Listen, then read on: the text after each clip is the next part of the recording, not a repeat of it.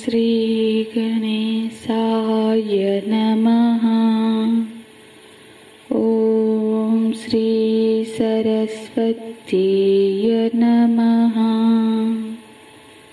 ॐ श्री गुरुभ्यो नमः। श्री भगवानुवाच कुतस्त्वाकस्मलमिदं विषमे समुपस्थितम् अनार्यजुष्टमस्वर्ग्यम् अकीर्तिकरमर्जुन। क्लब्यं मास्मगमः पार्थ नैतत्त्वय्युपपद्यते। क्षुद्रं हृदय दौर्बल्यं त्यक्तोत्तिष्ठ परन्तप। त्यक्तोत्तिष्ठ परन्तप।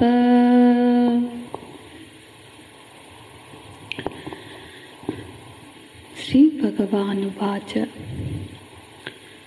भगवान बोलते हैं, हे अर्जुन, हे शुद्ध बुद्धे, ये जो युद्ध न करने का निश्चय तुमने लिया है, इस निर्णय में मुख्यतः 3 दोष है। क्या दोष है? पहला बोलते हैं अनार्य जुष्टम।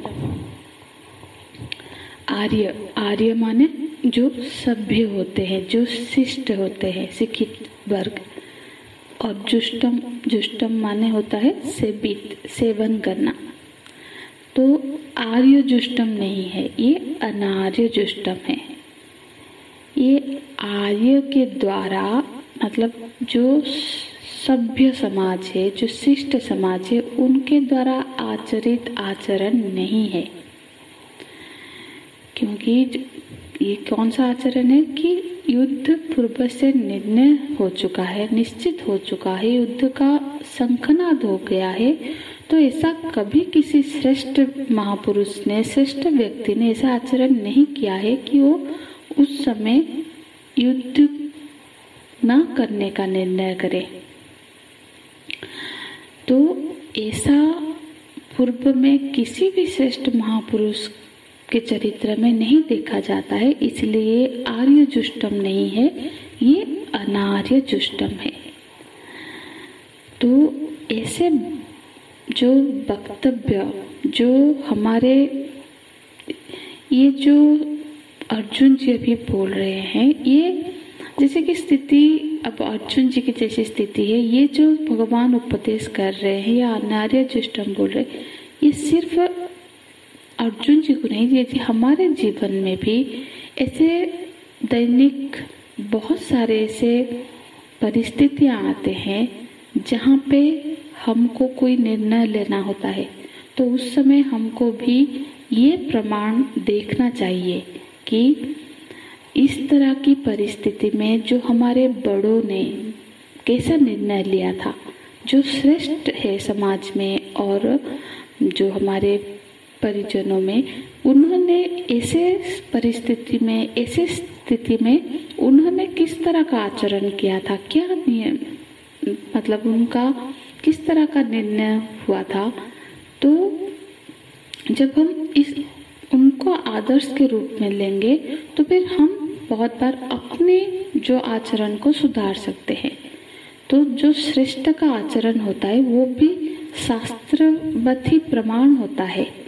इसीलिए श्रेष्ठों के द्वारा जो आचरित जो चीजें, उसको बोलते आर्य जुष्टम। तो यहाँ पे भगवान बोल रहे अनार्य जुष्टम, ये जो तुम बोल रहे हो ये किसी श्रेष्ठ पुरुष के द्वारा आचरित आचरण नहीं है। श्री गोस्वामी जी भगवान के बारे में बोलते हैं, चरित्र करति नर अनुहरित। चरित्र, भगवान जो चरित्र कर रहे हैं वो क्यों कर रहे हैं? ताकि जो लोग है, जो नर है, वो उसका अनुकरण करेंगे।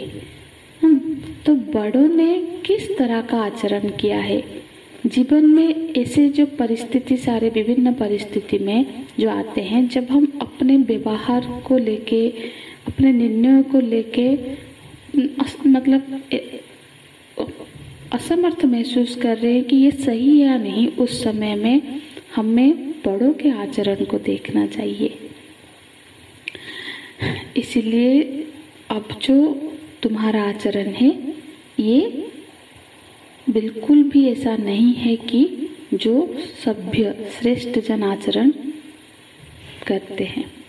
और दूसरा जो प्रमाण देते हैं वो यही बोलते हैं कि हम जो भी निर्णय करते हैं तो हमको ये भी देखना चाहिए कि हमारे इस व्यवहार से, हमारे इस निर्णय से इसका परिणाम क्या होगा, परिणाम की गति किस ओर होगी।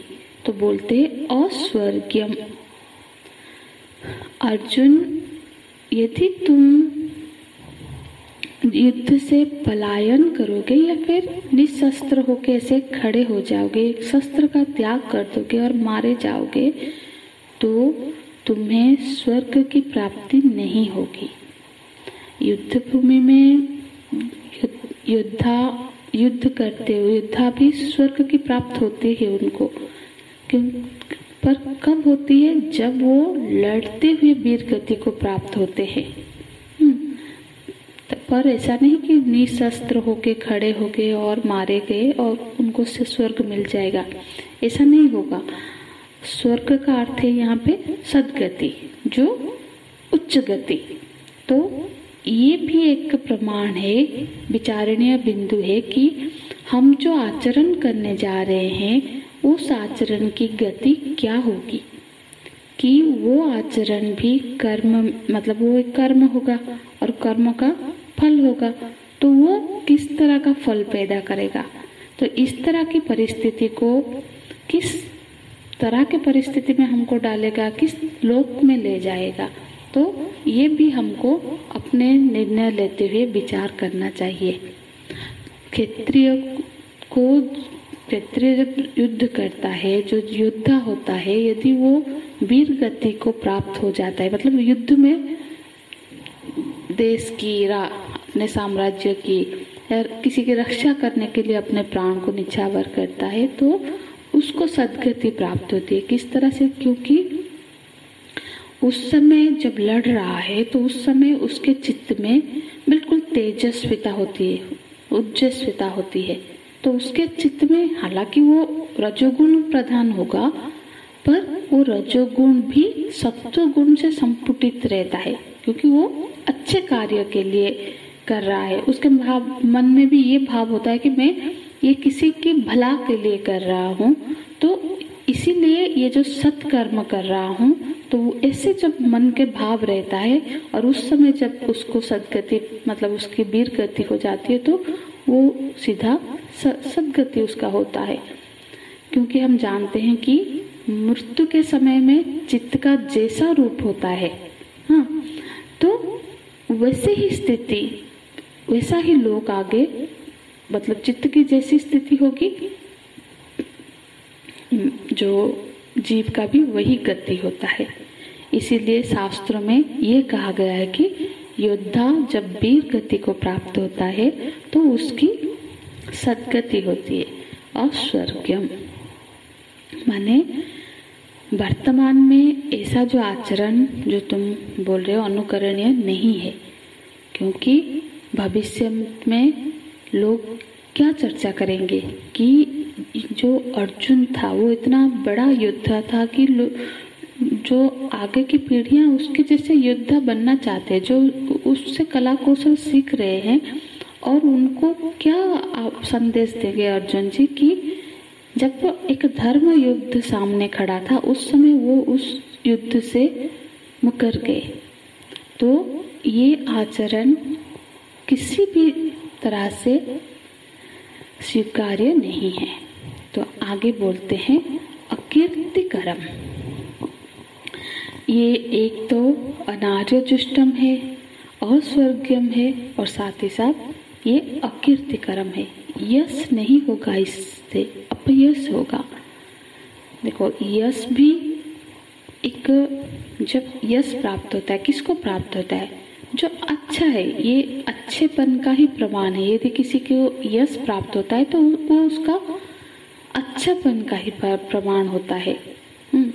यश कभी पैसे से खरीदा नहीं जा सकता, क्योंकि ये जो यश होता है वो हमारे व्यक्तित्व का कोई ऐसा हिस्सा होता है जो दूसरों को प्रभावित करता है और दूसरे के मन में ऐसी वृत्ति जागती है कि देखो ऐसा होना चाहिए। और वो जबरदस्ती नहीं हो सकता। कोई गुण होगा तभी जाके यश होगा। जब समष्टि में लोग कहने लगेंगे कि अरे इस ज्ञान हो तो ऐसा ज्ञान होना चाहिए, ऐसा व्यवहार होना चाहिए, इस तरह से जब समष्टि में बात होगी, क्योंकि समष्टि रूप में परमात्मा ही विराजमान होते हैं, तो जब समष्टि में कोई बात होती है तो वो कभी छलावा नहीं हो सकता। दिखावे से यश नहीं प्राप्त कर सकता है कोई। दिखावा कितना दिन करेगा, दिखावा क्षणिक होता है। तो जो कीर्ति होती है, यश होता है। कीर्ति मतलब जो कीर्तन करना, मतलब पीछे 4 लोग बैठे हैं और किसी के व्यक्तित्व के बारे में प्रशंसा कर रहे हैं और वो किसी दबाव में आके नहीं कर रहे हैं। कीर्ति एक सहज प्रशंसा, क्योंकि जब 4 लोग बैठे हैं और आपके पीछे आपकी प्रशंसा कर रहे हैं, वो ही कीर्ति है, वो यश है। तो ये यश प्राप्ति का एक बड़ा माध्यम होता है दान। जब दान से यश की, कीर्ति की प्राप्ति होती है, चाहे वो धन की दान हो, चाहे वो ज्ञान की दान हो, चाहे वो समय का दान हो, सेवा का दान हो। देखो समाज में हमने क्या कंट्रीब्यूट किया है, क्योंकि समाज से तो हमने लिया ही लिया है, बहुत कुछ लिया है, तो पर दिया किया है। तो सभी की एक अभिलाषा रहती है कि मेरा यश हो। तो इसीलिए हमारे जो कर्तव्य है, हमारे जो निष्पत्ति है, वो इस तरह का होना चाहिए कि वो जो श्रेष्ठ है, जो बड़े लोग हैं, वो उनके आचरण के अनुरूप हो और जो परिणाम बस हमको उच्चतर गति दे, सद्गति दे, और जो यह धाम में, इस लोक में यश, प्रतिष्ठा, कीर्ति को प्राप्ति कराए। तो इसीलिए भगवान यहाँ पे बोलते हैं, हे मतलब जो अर्जुन है, तो जो मोह के कारण जो तुम्हारा युद्ध न करने का ये जो निष्पत्ति तुमने लिया है, ये बिल्कुल तुच्छ है, क्योंकि जो ये तुम्हारा पतन का कारण बनेगा। ये निष्पत्ति तुम्हारे लिए मंगलप्रद नहीं है, तुम्हें नरक में ले जाएगा, तुम्हारी अपकीर्ति होगा, अकीर्ति होगा। इसीलिए यहाँ पे भगवान दूसरे श्लोक में मानो कि अर्जुन जी को थोड़ा डांट लगा रहे हैं। हालांकि उनका अधिकार है, बड़ों के पास ये अधिकार होगा डांटने का, छोटा उसी से छोटों का मंगल है, उसी से सुधार हो सकता है। यदि बड़े में डांटने का अधिकार नहीं होगा तो छोटों में सुधार नहीं आ सकता।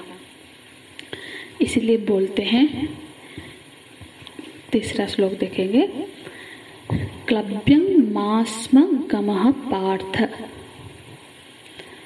बोलते हैं कि हे पार्थ, यहाँ पे भगवान अर्जुन जी को पार्थ संबोधन कर रहे हैं। हे पृथा पुत्र, हे पृथा मतलब कुंती माता के पुत्र, तुम तो पार्थ हो, माने तुम तो माता कुंती के पुत्र हो। मतलब माता कुंती के सारे पुत्र तो देवताओं के अनुग्रह से उनको प्राप्त हुए हैं, तो तुम तो देवांश हो। देवांश हो करके तुम क्लब्यं मास्मा, क्लब्यं माने नपुंसकता, तो तुमने ये नपुंसकता कैसे आ गई? तुम ये नपुंसक की तरह किस तरह से बात कर रहे हो? मांग स्म गमः मतलब मांग, मत जाओ। मांग माने मत जाओ, क्लब्यों की ओर, नपुंसकता की ओर तुम मत जाओ। तो जिस तरह की तुम बात कर रहे हो, लग रहा है कि तुम्हारे अंदर जो वीर वृत्ति है वो कहीं छुप गई है। क्लब्यं स्मा गमः पार्थ। हाँ, तो आगे बोलते हैं, क्योंकि ये तुम्हें शोभा नहीं देता है, नेतत् यु उपपद्यते, न एतत् तयु। अन्वय करेंगे तो एतत् त्वयि न उपपद्यते। यह जो आचरण है यह तुम्हें शोभा नहीं देता है। ऐसी बातें तुम्हारे भीतर उचित नहीं लग रही है, क्योंकि ये बात क्यों उचित नहीं है? क्योंकि जिस तरह का बात तुम कर रहे हो ये क्षुद्रम हृदय दौर्बल्यम, ये हृदय की दुर्बलता है। ये जो स्नेह का अब धारा तुम्हारे अंदर बहने लग गई है, ये भगवान मानो उसकी ओर संकेत कर रहे हैं कि क्षुद्रम हृदय दौर्बल्यम, ये जो भाव हृदय की, ये जो छोटी सी दुर्बलता है हृदय की, और कुछ नहीं है।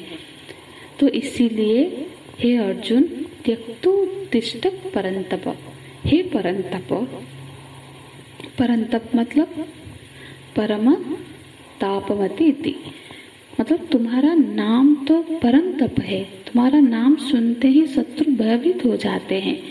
तुम तो परम तप हो और ऐसी बातें कर रहे हो। ये हृदय की क्षुद्रता है, दुर्बलता है। क्योंकि जो भी बात परिजनों से के प्रति स्नेह हो या कोई भी स्नेह हो, जो यदि हमें हमारे धर्माचरण से कर्तव्य पालन में बाधक बन रहा है, तो वो स्नेह भी क्षुद्र है, वो भी दुर्बलता है। तो यदि स्नेह हमको कुछ ही लोगों में बांध रहा है, सीमित कर रहा है, और हम जब किसी बड़े कार्य के लिए संकल्पबद्ध हुए हैं और यही स्नेह उस बड़े कार्य को करने में बाधक बन रहा है, अपने कर्तव्य को बलि देना पड़ रहा है, तो फिर ये एक दुर्बलता है। जैसे कि कोई एक राजनीति में है तो उसने एक बड़ा संकल्प लिया, बड़ा दायित्व लिया है कि पूरे देश का, पूरे राज्य का उन्नति का, भला का, पर यदि वो सिर्फ अपने परिवारजनों का, परिवार का, संबंधियों का ही सोचे और देश का ना सोचे, तो फिर तो वो ये उसके लिए मंगलप्रद नहीं है। वो अपने कर्तव्य से विच्युत हो रहा है। तो जो स्नेह, हालांकि अपने परिजनों से, अपने प्रेम पुत्र से प्रेम करना, अपनी पत्नी से प्रेम करना बुरा नहीं है, पर जब ये प्रेम, ये स्नेह उसको अपने कर्तव्य कर्म करने से रोकता है, कर्तव्य पालन से में सहायक नहीं बनता है, तब ये हृदय की छिद्रता बन जाती है। तो फिर ये जो मधुर भाव है तुम्हारे भीतर, ये जो मधुर भाव पैदा हुआ है, ये तुम्हें कर्तव्य परायणता की ओर नहीं ले जा रहा है, बल्कि ये तुम्हें तुम्हारे कर्तव्य से विमुख कर रहा है। इसीलिए हे परंतप, ये हृदय की दुर्बलता को त्याग करो, त्यक्तो उत्तिष्ठ परंतप, और इस हृदय की दुर्बलता को त्याग करके उठकर खड़े हो जाओ। तो यहाँ भगवान अर्जुन जी को एक शुरुआती स्तर में उनकी सोच को गलतियों की तरफ उनका रुख बदल देते हैं, और फिर अर्जुन जी पे इसका क्या प्रभाव होता है ये हम कल की कक्षा में देखेंगे। हरि ओम तत्सत। ओम पूर्णमदः पूर्णमिदं पूर्णात् पूर्णमुदच्यते पूर्णस्य पूर्णमादाय पूर्णमेवावशिष्यते। ओम शांति शांति शांति। हरि ओम। श्री गुरुभ्यो नमः। हरि ओम।